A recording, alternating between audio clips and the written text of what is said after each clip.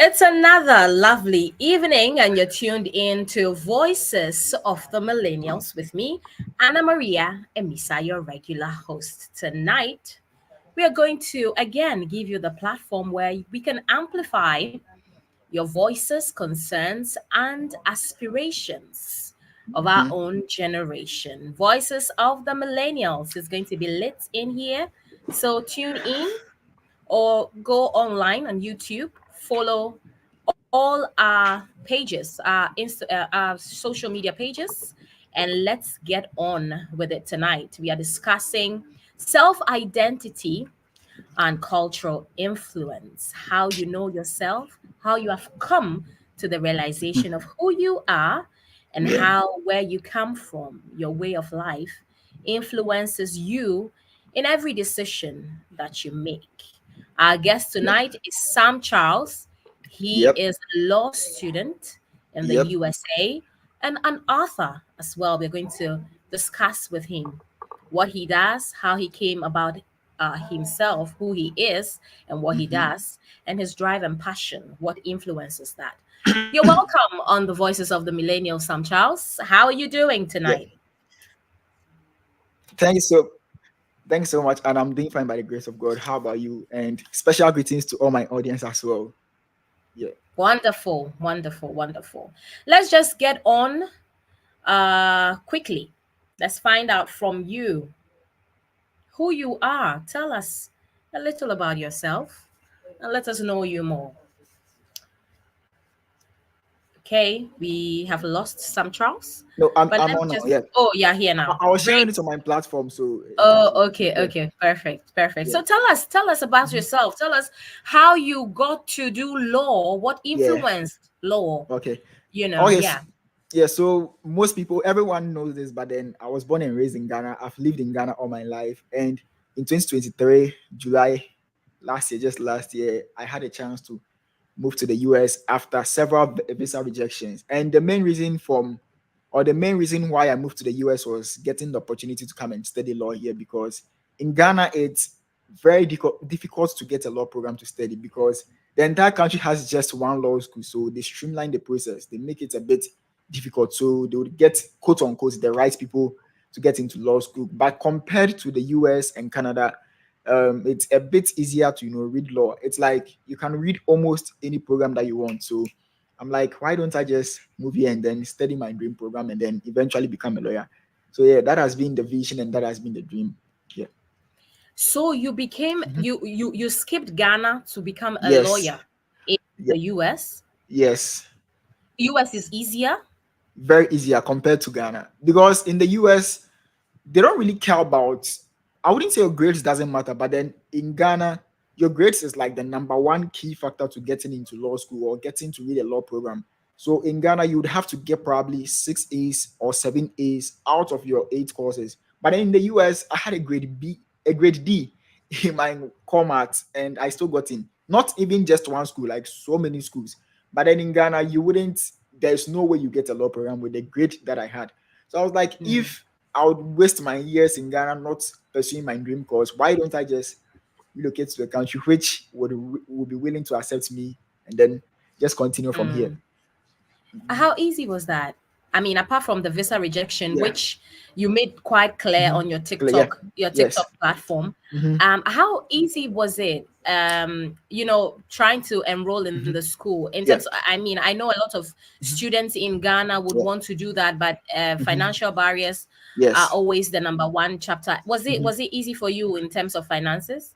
Okay, so getting admitted to a school in the US is probably one of the easiest things because it's more like they need people to come here to pay fees, especially the private schools. So, first of all, getting admitted to a school in the US is very easy. But then when it comes to getting a visa with the school you came with, it's a bit difficult because the embassy now wants to know how you'll be able to pay the fees. So, you can get admitted to almost any school in the US. That is why they have acceptance rates. So, a school can have 70% acceptance rates, meaning they accept almost 70% of all the students that apply. They can have 80, 90, some even have 100%.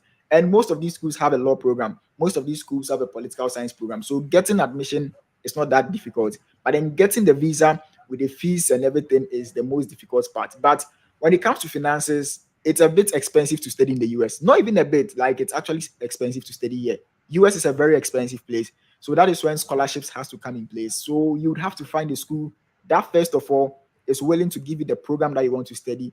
And secondly, is willing to give you some scholarships to help you study. Yes. So that was Mm, where the difficulties came in. But I've been able to, sort that out and then I'm here. Yeah. mm. Well, congratulations on that. Now, Thank you. Yeah. roping the topic of discussion tonight, Yeah. personal identity. Yeah. I just want to quickly know, on a scale of 1 to 10, how Yeah. strongly do you feel that you know who you are Mhm. and what you want out of life? 10 over 10.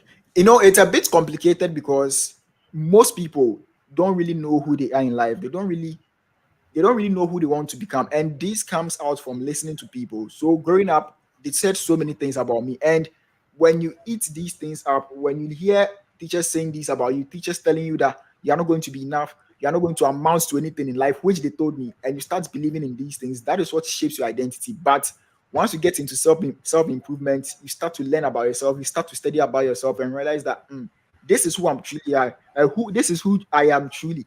I truly Mm, am. And you realize that, oh, this is how I feel. This is the kind of people that I like to be with. You get to know who you are. So 10 out of 10, I believe this is who I am. mm, I am 1000% comfortable with who I am. mm, And I'm not willing to change so many things about myself. mm. So, who are you and what do you want to become?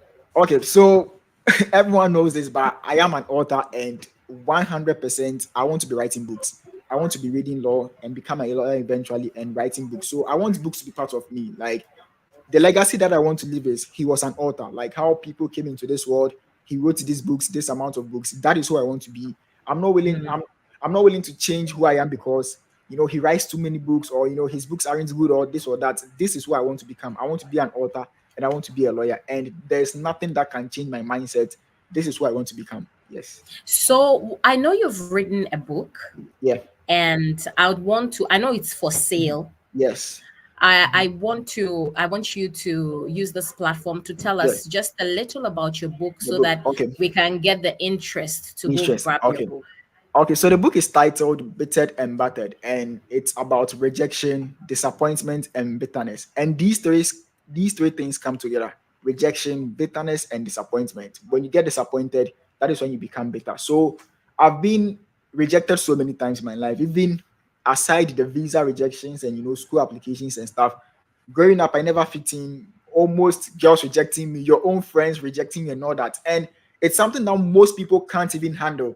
I went for an interview this morning and the owner saw the book and he was like, "So you mean you'd be able to handle this rejection in case we reject you?" And I was like, "Yeah," because I believe that every rejection eventually leads you to something that is good for you or something that is meant for you. So the inspiration behind the book is helping people to know that rejection is actually not a bad thing. It's actually a good thing. For me, I don't know of other people, but for me, anytime I get rejected into something good.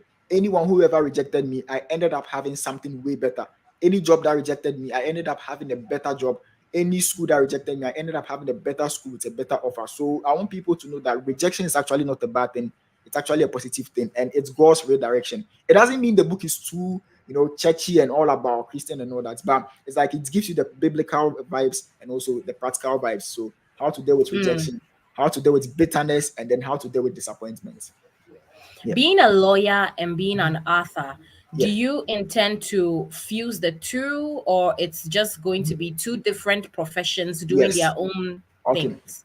Okay, so it's going to be two different professions. I'll be writing my books, releasing my books, and all that. At the same time, I'll be a lawyer at the side. So me being a lawyer, and then the book will just be part of me. It's just something that I Okay. feel I'm not supposed to let it go. I'm supposed to be writing books. I always have the burden to write a book. Anytime I get Mm. an idea, I'm like, how can I develop this into a book and then bring it out? Funny enough, my first 9 books that I wrote, no one read it. Like no one even asked for it. Like, how can I get like nothing? The first book people ever read was my series, which was when I came to the US. That was when I realized that people were reading it. But all my first 9 books, no one downloaded a copy, like nothing. So if it is not something that I'm really passionate and really interested in, I would have stopped writing books because a lot of things go into writing a book. It's very difficult to write a book. I mean, if you are not really determined to write a book, you can easily give up. So me not giving up shows that it's something that I want to be doing all my life. All your Yeah. life. Now, Mhm. I from the way you speak, I see that you're very passionate about the things Yeah. that you do and the things that Yes. you involve yourself in, and it's Hmm. a good thing because Yeah. on this platform we want to Yeah. encourage productivity of Yes. millennials, of Hmm. young adults. We want them Yeah. to know that there is a way Yeah. when there is a will, and Exactly. it's absolutely the best way to Hmm. do to have a good life and live it Yes. productively. What Exactly. are the three top values that guide your decision making as a young individual, as a millennial? Okay, so I'm a very strong believer of reputation. I believe that your reputation is everything, and it's quite unfortunate that in our generation, reputation is something that is not talked about a lot. And when we talk about reputation, it's not about just having a good name. It even comes down to what you put out there on social media. Funny enough, I made a video today this morning about how some of the things you put on the internet really says things about us. Like, quote unquote, when you see girls, exposing themselves on the internet in the name of, they don't really care who or what you're going to say about them. They are like, I don't care, I'm living my life, I am being me. That is the word they like to use, mind your business. And then, they expose themselves on the internet. And I'm like, do these people really think about reputation? Do they really think about their integrity and what people will think about them? Because trust me, no matter what you are doing, people will judge you. And it's best for them to judge you in a positive way than in a negative way. So I'm a very big fan of reputation. I would not risk my reputation for anything. So reputation is everything. And aside that, being a lawyer, you'd have to have a strong reputation for people to trust you.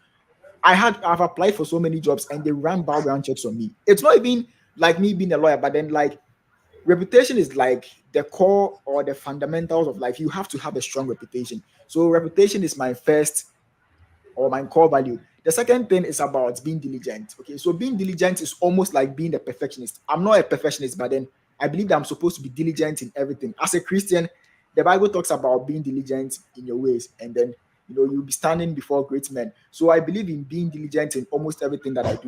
The book that I wrote, the most recent book, I had to do the changes for more than 8 times. Anytime I publish the book, I had to unpublish it, make some few changes, and then republish it. After publishing it, like announcing that it's out there, I kept on doing changes. Sometimes people will call me, "Hey, there was this mistake here," and quickly I would have to edit it. Thanks to self-publishing, so quickly edit it and then re-upload it, and then just announce that, yeah, we made these changes and that. So reputation, diligence, and then another thing that I'm very, very, very passionate is about respecting people. I am a huge fan of treating people with love and respect. I don't like it when I see people looking down on others just because maybe they are not famous or maybe they are not rich and all that. I'm a very big fan of treating people with love and respect.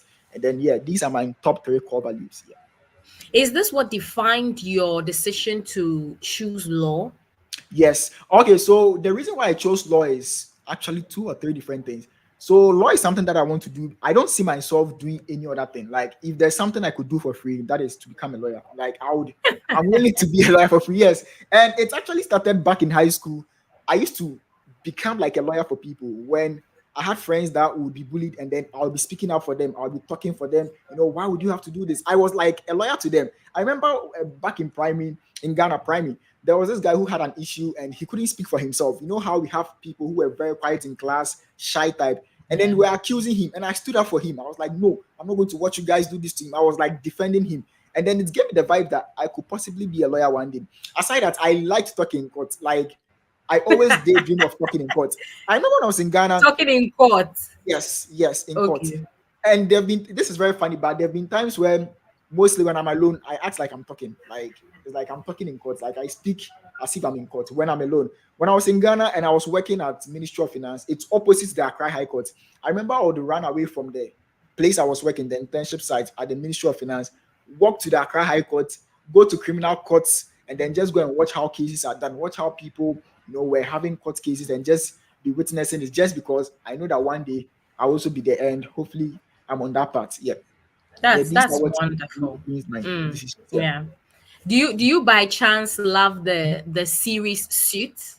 Yeah, so I'm actually watching this. People were like, "Why haven't you watched Suits?" Because if you want to be a lawyer, you have to watch it. So it's on my YouTube, like it's on my screen right now. Like it's something that I'm watching. I haven't really gotten time to watch it, but it's literally on my playlist that I'm actually watching it.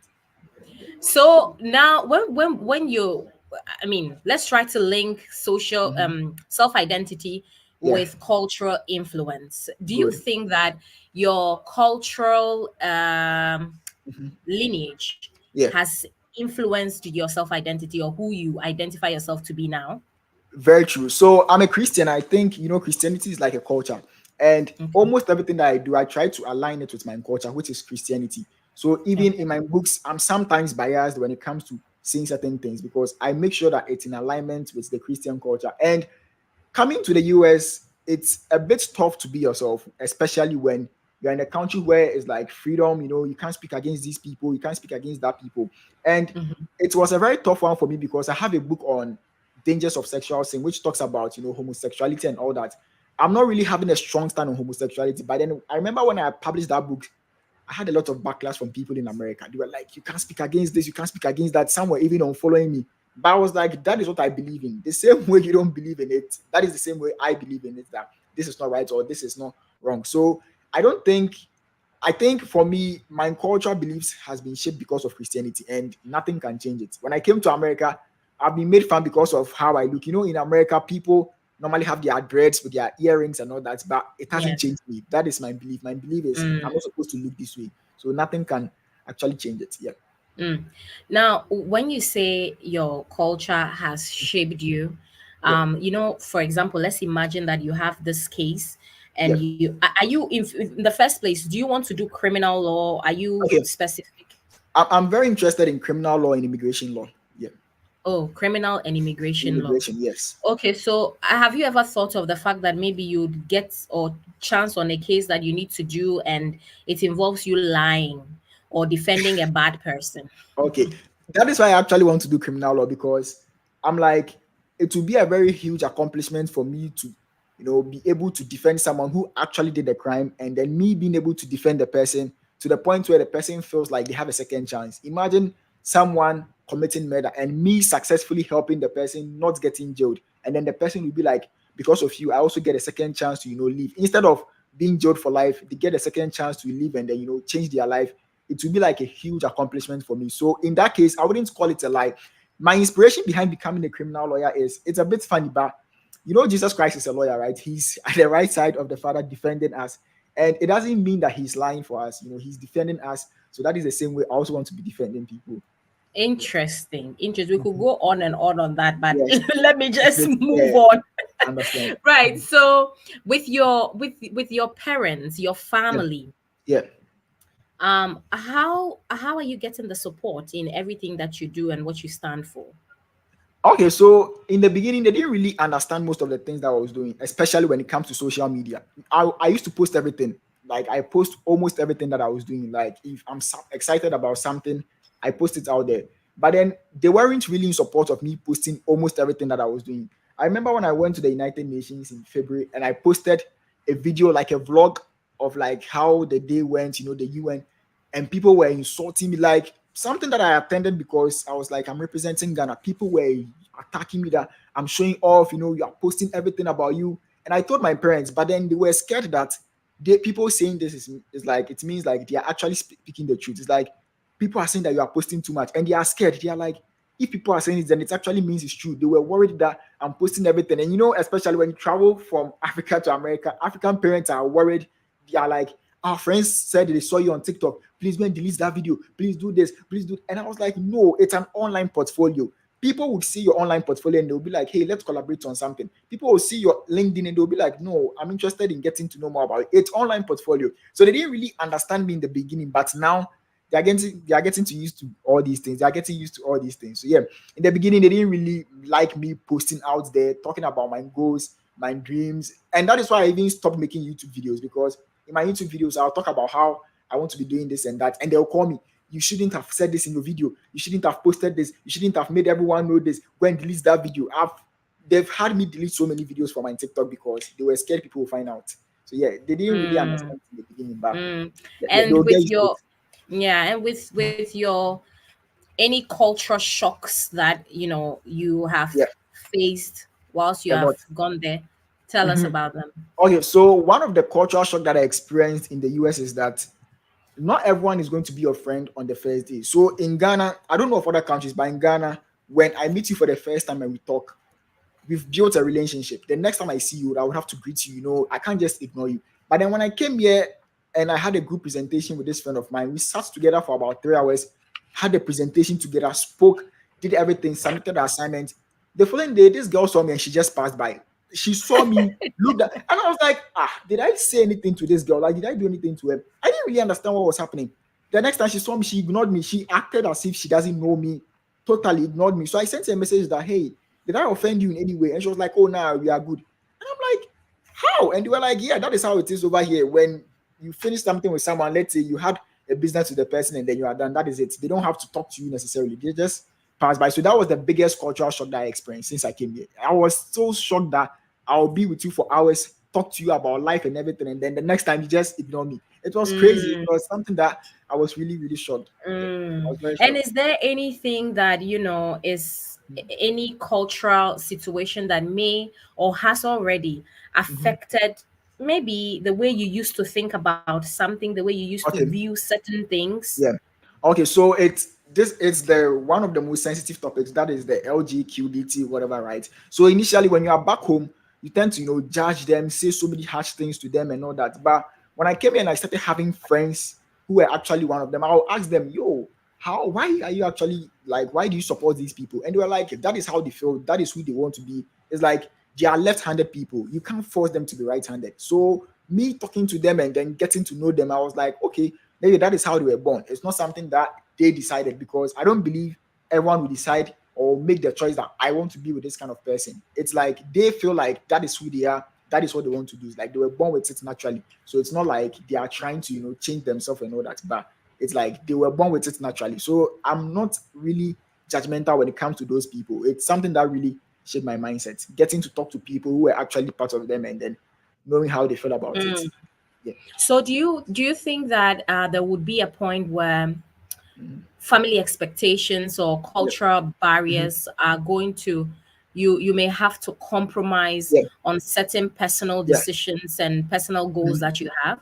Yes. So, as part of the United Nations and even being part of an executive body in my school, I was told to remain neutral in so many things. So, when it comes to sensitive issues, I'm not supposed to talk about it, because me talking about it will make the body or the organization look like judgmental or look bad in a different way. So most of the times, I'm not supposed to talk about so many issues. Like Ghana having the anti-LGBTI rights, everyone was posting it, making, we're happy that, yeah, the law, blah blah blah. But I couldn't post it. I couldn't even share it, because I'm in an association where I'm supposed to remain neutral. I'm not supposed to express myself when it comes to these kind of sensitive topics. So yeah, I believe that it will get to a point where I'll have to compromise and then just let certain things go. And even now, I still compromise. I have friends who are part of the community, and I don't judge them. I have very close friends, like very, very close friends, and they are part of it, but then I'm okay with them. Mm. Yeah. So now, as you are growing into the Mhm. society that you Yeah. find yourself in, and as Yeah. you are making friends and Yeah. probably going through courses that will Yeah. definitely Yeah. change and Hmm. build the kind of life that you want to Yeah. live, the kind of career path that you want to go Yes. to, Hmm. how do you think that there are there opportunities? Let me just say, are there Yeah. opportunities that you have identified that you would want to explore as you find yourself where you are now? Okay. For now, some of the opportunities that I want to explore is how some of the things in the US are done. Like, I feel like when I'm here, I'm going to learn so many things that I'll be able to implement back home. And one of the things that I wish I could explore or I could implement in Ghana was like nursing homes. I'm very passionate about, how Ghanaians treat older people. It's like, quote unquote, they treat them as if they don't really matter in society. In Ghana, the moment you become 80 years or 70 years, society doesn't really care about you. You are left at home. Some of them even go to the farm. But then in America, 70-year-olds are in nursing homes. Like they go to the hospital, they are treated well, they are given certain benefits. And I'm like, I'm very interested in these things. Like, how are these people treating older people? It's like there's a system for everything. There's a system for disabled people, there's a system for older people, there's a system for these kind of people. So I was like, let me explore much about older people, because older people in Ghana aren't treated right at all. Like, there's no benefit for older people. The only benefit is that probably people will respect you because you are old, but there's nothing for them. It's like there's no incentives for them just by being old. But then in America, there are so many opportunities for them, especially when you're in the military and now you are old. It's like there's so much respect, so much benefit. So I'm like, let me explore much about these things and then possibly implement them in Ghana. If it's possible, I would implement these in Ghana. In Yeah. Ghana. Yes. I want to find out Hmm. how you intend to be a role model when you come back home to fellow Good. millennials. Okay. Uh, So okay. that's okay. So not to brag, but already people already think they look up to me. Like I have a lot of people telling me that yo, you inspire me, like you look up to me and all that. At first, imposter syndrome was kicking in. Like when people tell me that, I'm like, who am I to inspire people? Like, who am I to motivate people? But people are like, because of you, I'm working on my study abroad journey. Because of you, I'm doing this. Because of you, I'm doing that. But first of all, I have to be a role model to my siblings, which I am. And then secondly, being a role model to the youth in general. One of the things that I wish the youth would learn to do is be very careful about the things they put online. I feel like these youth don't really care about social media and how they look online. When you go online and you see some of the stuff they put out there, and I'm like, do these people really think about the near future? Like imagine males dressing as females with these makeups on, and then in the name of making funny videos. And I'm like, in 5 to 10 years time, your kids will come out there to come and see these videos. How would you feel when your kid just pops up with, hey dad, was this you? Like, how would you feel? So I feel like being a role model to my younger people, or the generation I am,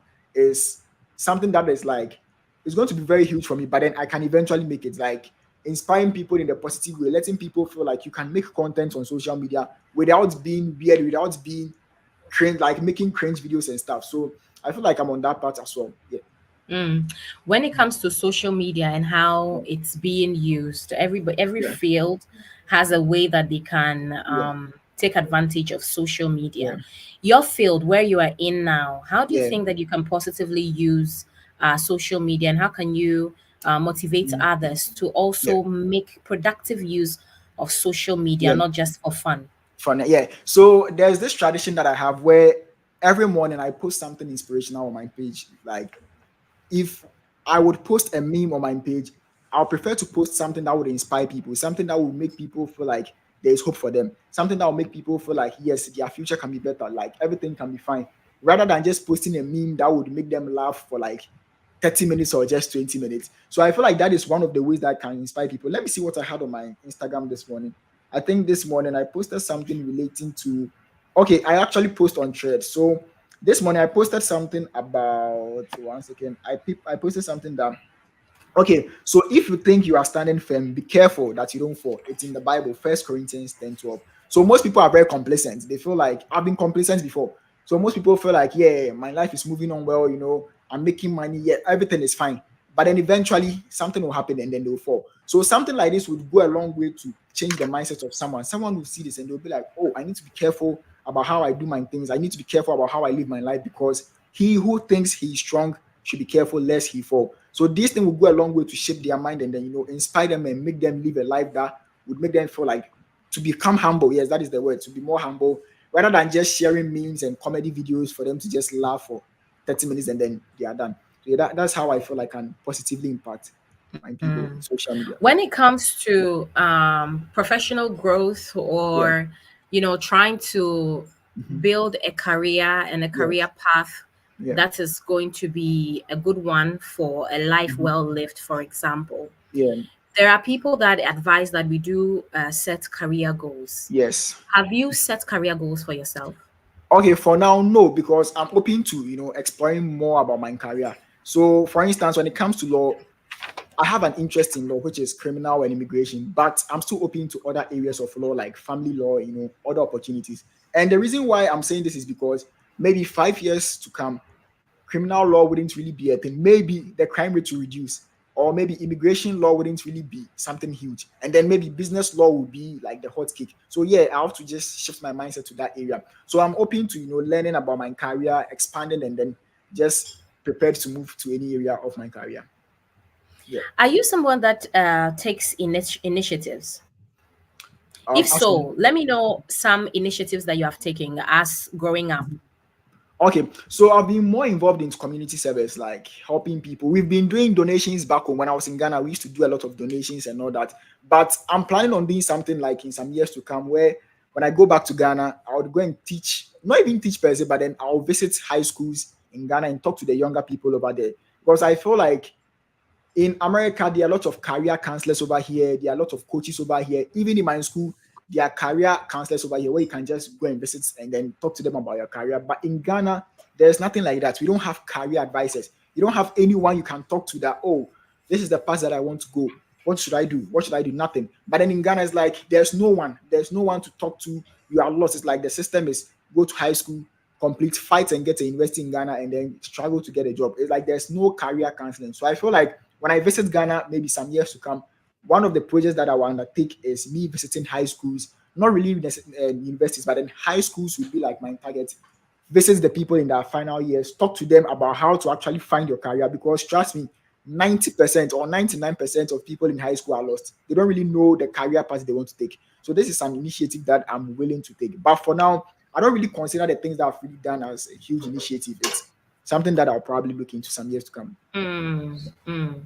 When growing up or while growing Yeah. up, I Mm-hmm. realized that a lot of young people have issues with Mm-hmm. finding their strengths, Yes, trend. Yeah. where they want to, what they are Yes. really good at, Yes. and juxtapose it with what they are weak in. Week. Did Yes. you ever find yourself in that situation, Yes. and what did you realize your strengths were? Okay, so growing up, I was told so many things. I was told I was going to be a military officer because I loved the military, I loved cadets and all that. Other people told me I was going to be a journalist because I was always talking in class, always, being outgoing and all that. Some people even said I was going to be like I've been given so many professions, but I just knew within me that I wanted to be a lawyer. I wanted to go to court. Even writing books, the books came later in 2021, but people were saying so many things. You're going to be a pastor, you're going to be this, you're going to be that, until I eventually found out who I actually want to be and not what people want you to be. And that is the mistake most people are making.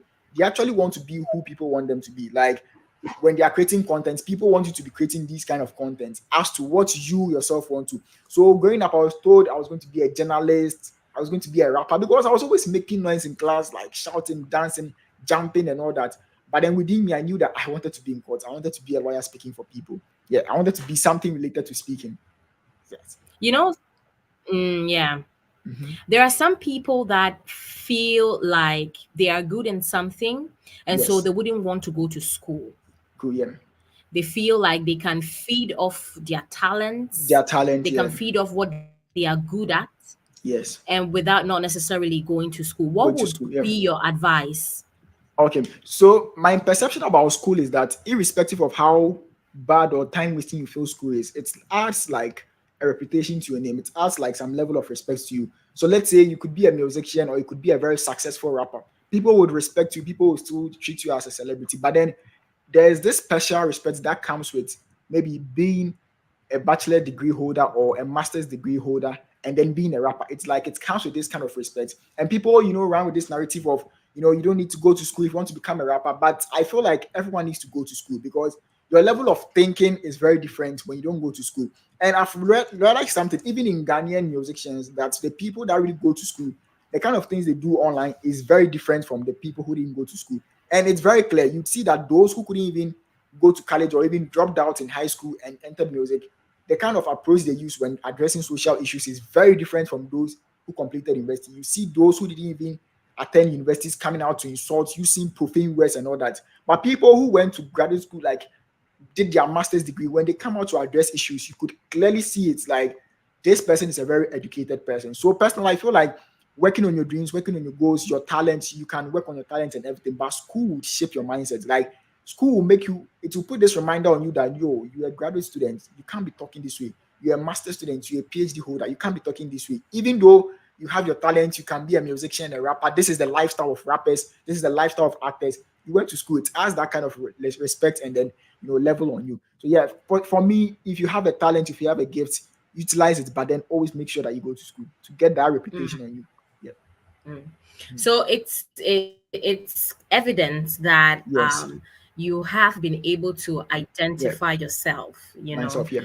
That is something that people are really struggling with. Struggling with. Self Yeah. identity is Identity. Yeah. really an issue, but you have been Yeah. able, from the way you speak, Yeah. it shows Mm-hmm. that you have a clear roadmap Yeah. and you are working towards Yes. whatever it is. Yeah. But how does Mm-hmm. Yeah. relationships with others, Yeah. whatever forms of Mm-hmm. relationships, how does it Yeah. help to identify yourself or find a sense of self? How Self. does Okay. relationship come in? Okay, so first of all, before anyone would have to look for a relationship, I advise them that you have to know who you are. So let's say you get to know yourself that I am the sensitive type. So in that case, you don't become friends or you don't build relationship with people who are very plain, who know, speak their mind because they are like, yeah, I say things as they are. You get to have the kind of partners that, are very considerate when speaking to you. When you know yourself that I am a very quick-tempered person, you don't get to be friends with people who are, also quick-tempered, else you'd always be in problems. So always find who you are before you even find a boyfriend, before you even find a girlfriend. Because when you don't know who you are, you don't know who you are compatible with. You don't know how this person is going to relate to you in this way. And that is another thing that people don't talk about. That is finding who you are and finding your purpose. People normally want to find partners before finding their purpose. But then the partner would come in to help you fulfill your purpose. So let's say you don't know who you want to be in life. Let's say you want to be a musician, and then you don't know for now. You are sitting on the fence when it comes to that, and then you eventually find a partner without discovering your purpose, and then you chip in, oh, babe, or my wife or something. I'm very passionate about music. I want to be a musician, and then your wife is like, no, I don't want to be with someone who's a musician. The person that who is supposed to support your dreams and goals, that person will start attacking you because you decide to follow your passions. So I always advise people, find who you are first, find your purpose, the most important thing. Find your purpose, and then you can narrow it down with the kind of people that you want to be with. So for me, wanting to be a lawyer, me knowing clearly that this is the path that I want to follow, the kind of friends that I'll make are people who are also professional, people that are also in that kind of field. I'm not going to be friends with people who are rappers, people who are this. Not that they are bad people, but then that is not the path that I'm going. I know myself and I know the kind of people that I would want to hang out with. Yeah. So finding yourself, finding your purpose before relationships is like the best advice you could ever get. Would you agree that your daily activities Yes. align with your sense of self? 1000%. Yes. So I What are your believe that. daily activities? Okay, so my daily activities, I write about 3 pages of every book. I'm always writing on a book. So I'm working on a book which will probably be out in October or November. So every single day, I have to write about 2 pages. Every single day, about 2 pages. So this morning, I wrote about 2 pages, added it to it. And it's more like building myself for the person that I want to be. I believe that the reason why most people aren't successful is that they don't see themselves to be successful. One advice that I had from a book titled Compound Effect. Yes, I've forgotten the author, but then it says that if you want to be successful, pick the habits of successful people and then you automatically be one. So if you want to be a lawyer, don't just find ways to become a lawyer, but then act like a lawyer, think like a lawyer, have their daily routine. Lawyers are very organized. Lawyers speak this way, lawyers talk this way, lawyers talk to people this way. Start picking these habits and you automatically be one. So me see myself as someone who wants to be a lawyer and an author. I can't wake up and just be on my phone throughout the day, just watching videos and then laughing and all that. There's a certain lifestyle that I have to live, which could be aligned to my career or my future goals and ambitions. Yeah. Mm. So, as you have pursued Mm-hmm. your field of interest Mm-hmm. and you are still on the career path that you have Yep. chosen, what Yes. is the major challenge that you have faced as a young person, as a young Uh, millennial? Millennial. Okay, one of the challenges that I've faced, or I'm still a bit facing, is like people pleasing. And most people are actually going through it. People pleasing, the quest to be liked by everyone. We always want to be liked by everyone. It's very painful when you see someone who doesn't like you, when you see someone look at you in a mean way, and you think you are a cool person. Why would someone not like you? It's very painful and it's very difficult. It's something that people in our generation are struggling with. People pleasing, like they want to be in the good books of everyone, and it's something that I really respect about older people. You notice how older people don't really care about what you think of them. Like you could see older people on TikTok making videos without their shirt on. They don't really care about what they are going to say about them. But then younger people or the millennials are very critical. I have to look this way, I have to look that way. They are so worried about people liking them. Oh, I had just 3 comments on my post. But then you could see older people using social media. They could post a selfie and just 2 people will like it. But they don't care. They don't come out and cry that no one liked them. Or they will not delete the post because they had like a small view or something. They don't really care. So that is one skill that I wish the millennials will learn from older people. The people pleasing it's crazy. We want to please everyone. We want to be in the good books of everyone, and it's a deadly disease. People pleasing, it's a Mm. deadly disease. Yep. Our generation is Mhm. the beginning of Yep. the internet age. Yeah. So we are blessed to have an idea of how it was when there was no Yes. internet, and Internet. the Yeah. transition to Mhm. coming in when the internet was on Yeah. fire, and now everything that we do is Mm-hmm. on the internet. Yeah. How do you think that the internet is helping to shape our career path, our self Career path. Yeah. identity, our Yeah. personal growth? Yeah. And how do you think we can make good use of it, especially you? Mm-hmm. You have a lot of Mm-hmm. social media accounts. Yeah. You are an upcoming lawyer and an Yeah. author. How do you intend to use these platforms productively Productively. and making sure that it doesn't affect you Mm-hmm. negatively in the Yeah. near future? Okay, so social media, I would say it's more like a knife. Okay, it has the positive side and it has the negative side. A knife can be used to cut stuff. At the same time, it can cut you. You can end up cutting yourself. So the same way social media can, help you connect with people, help you learn so many things. Like you can literally tweak your algorithm or your for you page to the kind of things that you want to learn. Maybe you want to learn forex trading. You can tweak your for you page on TikTok or Instagram to just content on forex trading, and then you benefit from it. You can tweak your content to maybe catering, and then you just benefit from it. At the same time, you can be consumed by the negativity on there with the women exposing themselves, people making cringe videos, and then you get consumed for about 3 hours. You are watching all these cringe, how do you call it, like super filled edited videos with dopamine and all those things. And at the end of the day, you end up feeling like a failure in life because you didn't really watch anything productive. So personally, I use social media for the positive side. Sometimes I fall off and then just be on my phone the whole day. But then in all, I think I use social media in a very positive way. Yeah. How does the future of the internet age look for you? What do you Okay. think is going to be? Yes. Personally, I've been saying this, but it's very funny. I feel like everyone will be very famous in our time. I feel like fame wouldn't really be something big in our future. It's like everyone has social media, everyone is putting content out there, and I feel like everyone is going to be famous because you go on TikTok and you see the kind of people having 8 million followers. I'm like, what is the impact this person is making that has about 8 million people following them? And internet is something that is like everywhere. Everyone is making videos, posting. Everyone has Instagram, Facebook. They are always posting. And if it's social media, everyone can see it. So I feel like in our generation, everyone will be famous on social media. Everyone would have like a larger audience on social media. There wouldn't really be people who wouldn't really have much fame on social media. I feel like everyone is going to be famous. Everyone. Hmm.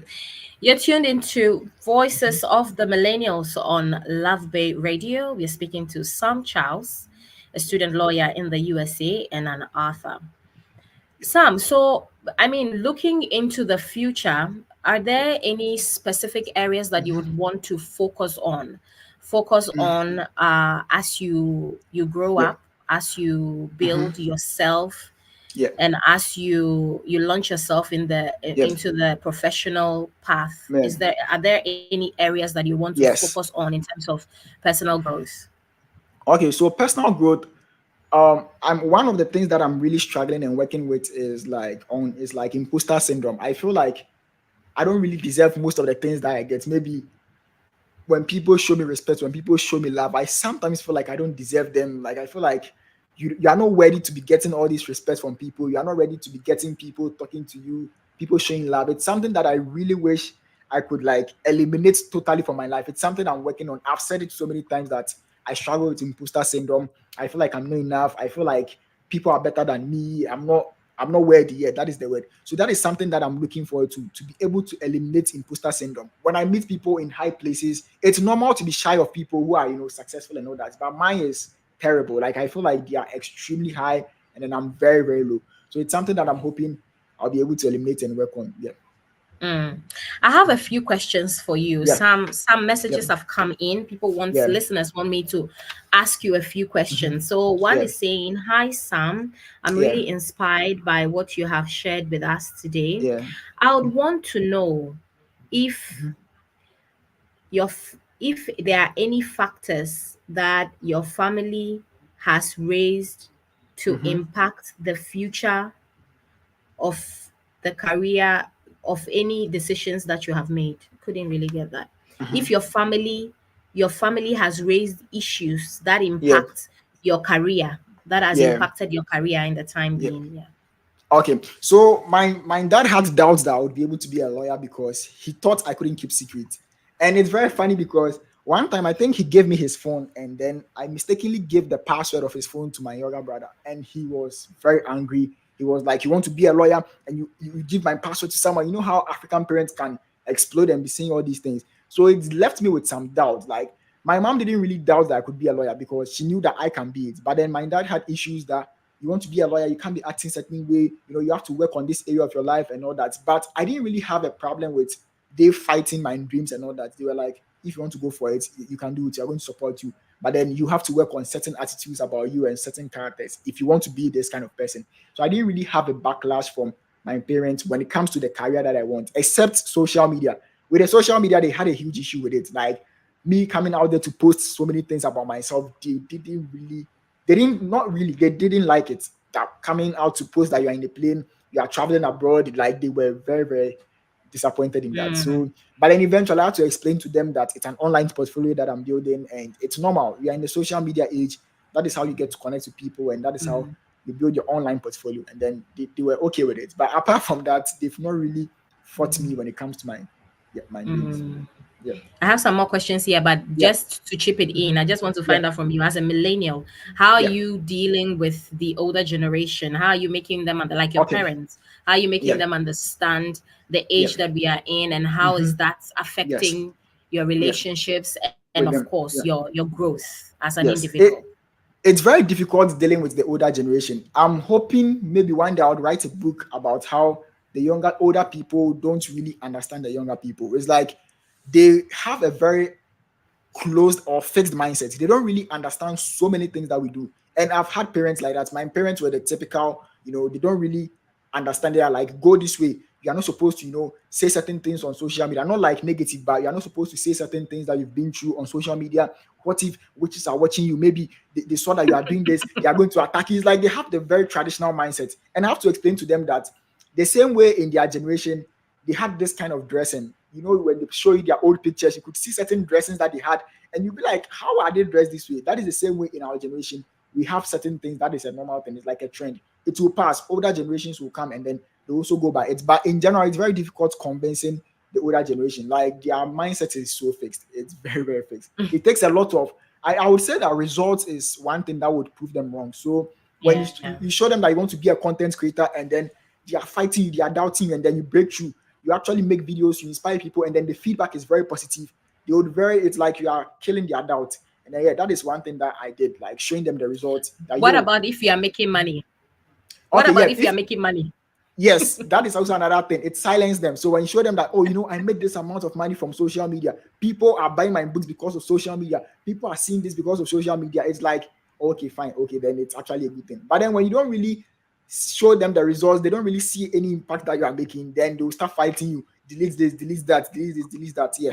So yeah. But I had that issue a lot. Like, when I came to America and I posted my first video on TikTok about me traveling, the video was blowing up. Like, in 5 to 10 minutes, over 13,000 views. Like, it was blowing up. And then I had calls from my parents. Hey, go and delete that video right now. Your aunties have called us that they've seen that you have gone abroad. Please don't delete the video. And I'm like, I'm not going to delete it.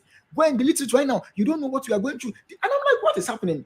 And then eventually I had to delete that video. That was like one of the worst things that ever happened to me. Deleting that particular video, it would have blown up. It would have been very good. That video would have been very good. But then You are they not hadn't able to even finished it. convince them. Yes, I wasn't able because there was no evidence that that video was going to be very productive or end up in a positive way. Yeah. Mm, mm. Mhm. Somebody's asking, who is your Yeah. mentor? Okay, so for me, I have a lot of mentors. I believe that I should have a mentor for every area. So when it comes to law, my boss at work, Mr. Mark Sob, yes, he's my mentor when it comes to law and stuff because he's very, very intelligent. Like, when it comes to matters relating to law, he's very intelligent. When it comes to Christian side, it's my godfather, like someone who really, I kind of grew up with him, Archbishop Ajinasari. So when it comes to my Christian side, he's like my mentor, like, guiding me and all that. When it comes to book writing, it's, I keep forgetting this guy's name. Um, Brian Tracy, yes, Brian Tracy. When it comes to writing books, because he has over 80 books, and then, yeah, that is also my inspiration. So I have different mentors for different fields that I want to get into. Yeah, Mm. Somebody's asking, how yeah, do you think technology today is yeah. impacting the practice of law? Okay. Now, funny enough, I've been saying most of these things to my workers at law, the law firm that I intern at. I was telling them how they can incorporate social media into their dealing. They are more like the older people. Most of all the people in the office are very old. And I was telling them about how social media was going to get them clients. Like I was showing them videos of these law firms doing these trends about, I'm a lawyer, of course I'm this, I'm a lawyer. I was showing them videos and they were like, then let's just get our social media pages running, because they are very traditional. Theirs is to, call clients and, talk to them and all that. They didn't really know the positive side of social media. But right now, you can just go on YouTube and watch a day in the life of a lawyer, and it will brace you to make you feel like, oh, so this law journey is actually not easy. Like you can watch a 15 seconds video about how to become a lawyer. It will break down the simple steps after high school, get to this program, do this, do that, get this license, and then eventually become a lawyer. So social media has really impacted the law field. Like it has become very massive in the legal field. Mm. Now Yeah. we have a lot of Mm-hmm. millennials, a lot of Yeah. young individuals who Mm-hmm. may be struggling, Yeah. with balancing Yeah. self-identity and Yes. the cultural influence of Yeah. their cultural Mm-hmm. Yeah. identity, let's say. Yes. Yeah. How do you, or what will be your advice to Advice. Yeah. balancing the two, Mm-hmm. especially in choosing a career Yeah. path? Okay, so first of all, I would say that don't change your identity for anyone. And I'll give an example. So when I came to America, and most of the friends that I came with, they just got used to the system over here. They started, wearing earrings. I'm not saying it's bad, but then they just got used to the system over here. They started, braiding their hair with earrings and all that. And they were like, why are you not getting earrings? How come you're in America for almost a year and you don't even speak like an American? Like, how? And I told them that the people that I came to see here, or the Americans here, are not trying to change their culture to please me. So why should I change my culture to please them? So first of all, you don't have to change who you are. If you feel like this is the kind of person that I want to be, this is how I want to dress, don't let what people would say or what someone's culture would say about your culture affect you, because they are not trying to please you. So why should you try to please them? So that is something that holds me. The fact that you are not trying to change your culture for me, I shouldn't change my culture for yours. Yeah. Hmm. Perfect. Now, Yeah. do you think that, I mean, you're a student lawyer. I'm Mhm. sure that, Yeah. like you said, you've been going to Yes. the courts to, I don't know Yes. if you've Yes. tried Yes. that in the Yeah. US. Yes. We've Have had you court. gone to? Yes. We've gone Okay, to the so court. you've Yes. experienced some of the things. Yeah. Anyway, Yes. with the ongoing Mm-hmm. ones or what you have experienced before, can you Mm-hmm. share with us any court case that really fascinated you and Okay. changed your My mindset. perspective? Yeah. Okay, so we went for this court case where it's like the guy had to he broke into an ATM machine with a pickaxe and all that. And I was so fascinated by how they still treated him, irrespective of the fact that he has defaulted the law.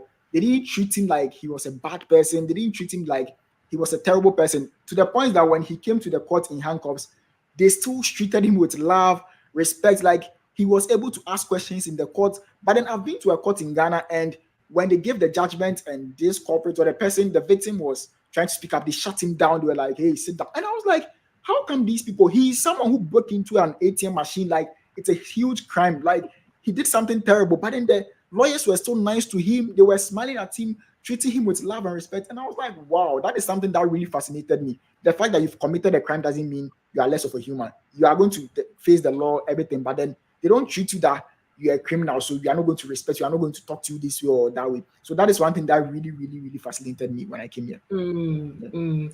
So I'm sure you mentioned that you are already doing internship in Yes, a a law legal firm. firm. How Yeah. is the experience there like, especially Mm-hmm. being from another Yeah. country coming in? Yes. I love the experience there because it's shaping me for the future. Now they are very organized over there. Now I've not really been an organized person, but these people are so organized to the point where if you need a document from 1950, they will just enter a room and they'll fetch the document for you. And it's something that I want to learn. Like they can just turn and get a document from 1980 or 1990 or even 2000. It's like the organization is crazy. Their calendar, they know what they are doing the next 10 minutes. They know what they are doing the next 20 minutes. Like the organization is a top tier in that field. So it's something that I want to learn. If I really want to get into law, I need to learn my organizational skills. So yeah, it's something that I'm really, really learning. If there's one thing that I'll learn over there, it's the organizational Mm. skills. Yeah. And now that, I mean, you've launched yourself Mhm. as a Yeah. student lawyer, you're Yeah. definitely staying in that Mhm. field. Definitely. What would be an advice to a millennial listening Mhm. to us and wanting to Mm. pursue law, Yeah. but may have some barriers? Doubt. It Yeah. could But be self identity, it could be yes. cultural influence. Yeah. What would be your advice to such Oh, an individual? okay. So for me, I had doubts that I was ever going to read law, because in Ghana they make law seem like it's a huge thing. But then in America, you see normal people reading law. In Ghana, law students have a way to dress to class. They have to wear one uniform, like white and black. But then in America, people wear Crocs with their hoodie to a law class, like law students wearing like trousers, pajamas to class. So if you want to really get into law, it's very difficult because you have so much writing to do, so much reading to do. So if you really want to get into it, you have to brace yourself. You have to brace yourself that it's hard work, and I'm really prepared to do the hard work. And you should find the main reason why you want to do law. If it's because you want people to think that, oh yeah, he's reading law, so let's respect him, you would lose hope, because not everyone will respect you, even though you're a lawyer. You have to find a reason beyond respect, beyond money, beyond, it's supposed to be something very huge that you can't risk it for anything, and then you should be fine. Yeah.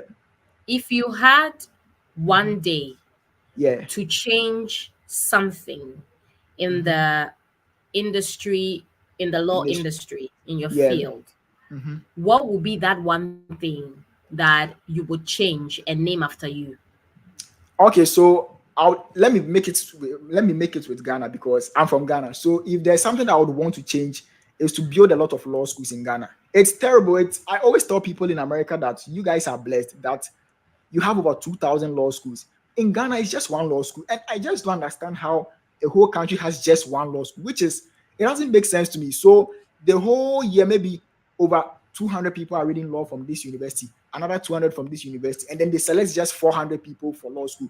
They've cut down the dreams of like more than 5,000 people. They've shortened their dreams because there are no law schools. But then if there are a lot of law schools in Ghana, it will be easier to read law, and then we'll have a lot of lawyers in the justice system. So if there's something that I would like to change and be named after, I would like to build a lot of law schools in Ghana. I would love to do that, because law is like a big thing in Ghana. They make law seem like it's almost impossible. You have to do this, you have to do that. But it's not really a big deal. You just need to be passionate about it and then put in the work. But Yeah. in Ghana, is it because they don't have law schools, or it is the exams to pass Okay. that is Very the good. issue? Because I know that Mhm. they've had some Yes. demonstrations, and it's always about Demonstration. Yeah. that particular exam Yes. that they are Yes. not passing. Okay, so it's the exam, because the law school is just one, and they try to use the exams to streamline the people. So they use the exams to cut people. Let's say we have just one law school and we need just 400 people, but then 4,000 people are applying. Let's make the exams this way so that we'll get just a few people. We can't just say that, oh, we are rejecting them, but then let's just use the exam to just cut people off. And that has been the problem. So the solution is to just build law schools. At least every region should have one law school. In America, almost every university has a law school. Just like they have maybe school of business, school of this, school of that. They have school of law. You go to this state, you have school of law in that particular school, school of law here, school of law that. So it's like getting to law school is not that hard. The only problem in American law schools is that you being able to pay for the fees. But then if you get scholarship, you should be fine.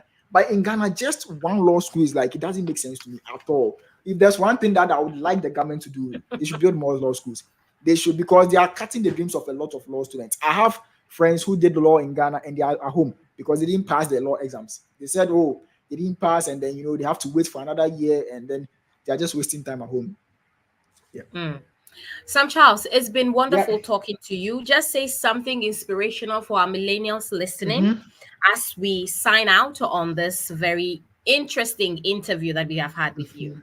Okay, so I would like to share a quote. I normally like to give quotes to people because I love writing. So I would like to share a quote that I made on my page, and it goes like this: Imagine if some of the world's most celebrated people had let their shyness, had let their fear of criticism hold them back. They might never have pursued their talents and gifts. Where would they be now? Likely, they would have missed out on making significant contributions to their fields and impacting lives. Remember, your talents are gifts meant to be shared with the world. Don't hold back. The world needs what you have to offer. So no one should ever hold on their gifts, their talents, because of what someone is going to say. Maybe you want to be a musician, someone said your voice is horrible, so you're going to hold back. No, don't let anything hold you back. Just attack your dreams and pursue your talents and your gifts. Yeah, with diligence, and then you should be fine. Thank you so much, Sam Thanks so Charles. much, Anna. You heard him and his Mm, quotes. It's very yeah. inspirational. Thank you Yes. for taking time to be with us Yeah. on the Voices Yes. of the Millennials. And to you listeners, Yeah. thank you for joining us to another amazing episode of the Voices of the Mm. Millennials on Love Bay Radio. This is the platform where we will continue to explore issues that matter the most to our generation. Remember, your voice matters, your story is important, and together we can shape a brighter future for ourselves Yeah. and for the generation to come. My name is Annamaria Amissah. Many thanks for joining us. Have a good night. All right.